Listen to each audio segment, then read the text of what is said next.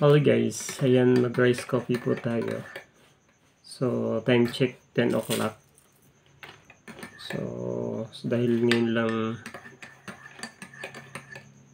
umuwi si Mrs. every Saturday.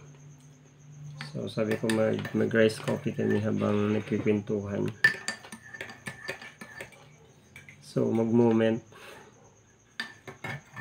Kasi matagal ulit kami na hindi nagkakasama.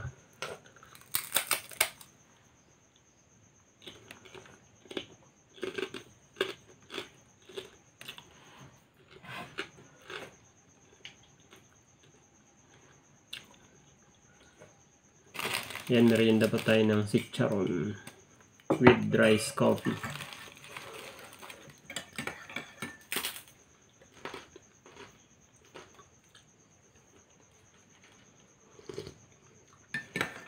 Sarap. Kumusta ang work mo? Bakit? Okay naman. Ako hindi okay dito. Mabait mga among ko. Mabait sila. Problema ko yung pagluluto.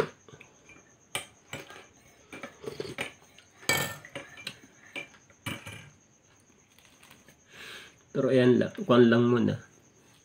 Sacrifice.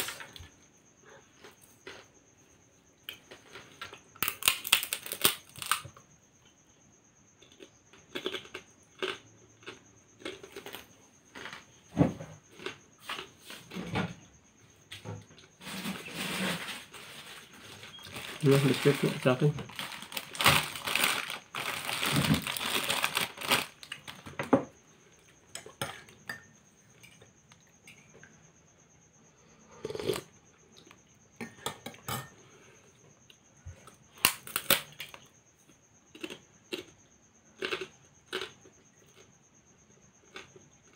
Buhay ka mo ta.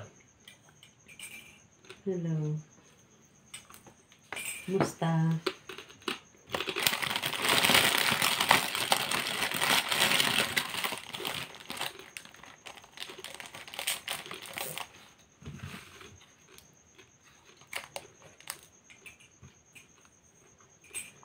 Kumusta sa mga lahat na nanonood sa mga views ang aking asawa?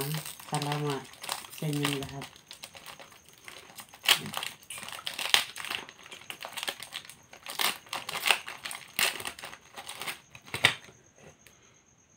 Ayan, masipag yung asawa ko.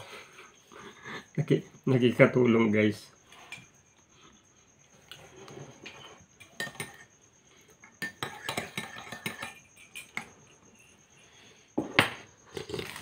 Walang pera na eh.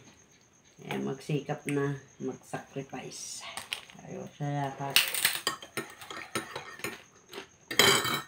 So, yun pong nangyari kasi guys dahil doon sa pagkawala ng mga baboy namin.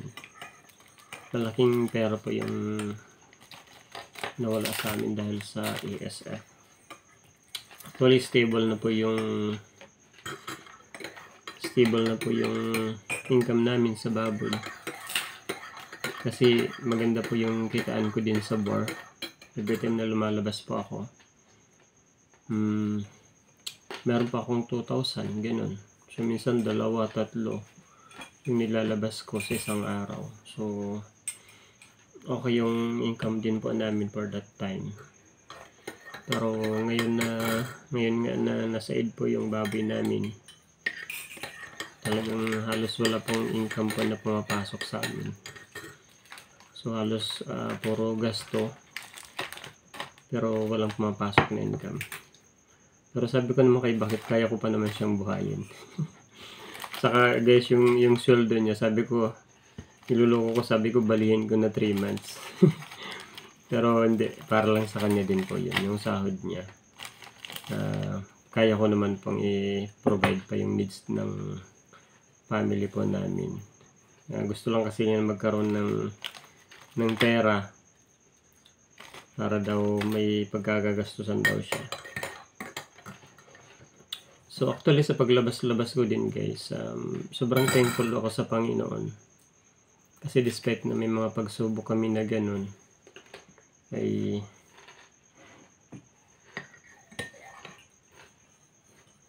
provide pa rin po namin yung mga pangangailangan po namin. So, pinapanghawakan ko pa yung promise ng Panginoon, ano, na kapag uunahin natin siya, so lahat ng bagay daragdag po sa atin. Sabi niya kung yung mga ibon sa himpapawid ay hindi nagtatanim, ngunit sila ay nabubuhay, ano. So, tayo pa kayo na anak ng Diyos. So, hindi niya tayo hayaan na magutom, ano.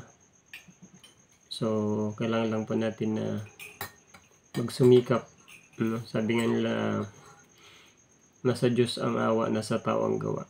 So, ayun na, mahal tayo ng Panginoon. Kailangan lang natin kumilos din.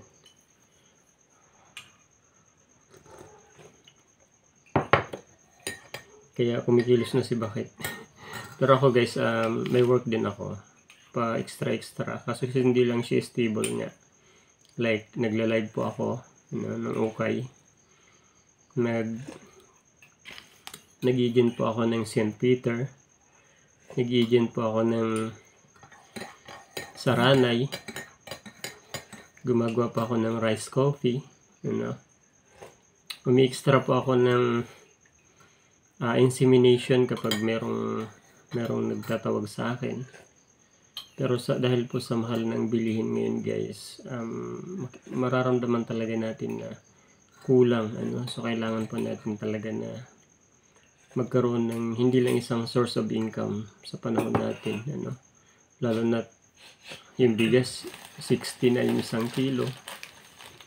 So kapag wala kang income sa isang araw, talagang madidrain po tayo sa gastusin, ano. So laban lang, ano. So nandiyan yung Panginoon para tulungan tayo. So thank you darling, kasi gumagawa din siya ng way para sa family po namin. And thank you guys.